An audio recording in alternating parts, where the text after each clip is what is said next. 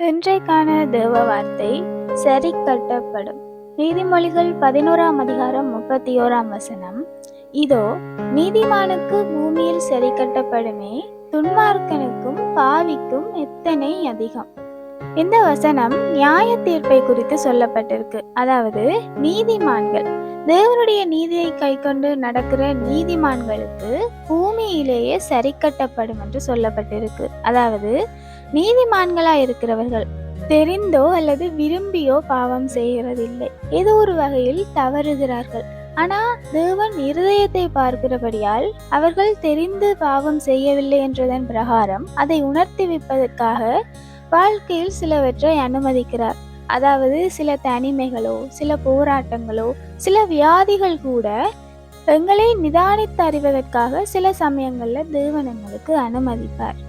அப்படியான காலப்பகுதிகளில் தேவன் எதற்காக எனக்கு இதை அனுமதித்திருக்கிறார் என்பதை நின்று நிதானித்து மனம் திரும்ப வேண்டிய இடங்கள்ல மனம் திரும்புகிறவர்களா இருக்க வேணும்.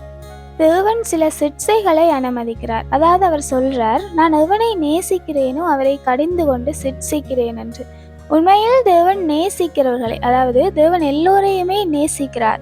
அதனால நாங்கள் தவறான வழியில் போகும் பொழுது தேவன் எங்களை கடிந்து கொண்டு சிட்சித்து மனம் திரும்பி வருவதற்கு ஒரு காலப்பகுதியை அனுமதிக்கிறார்.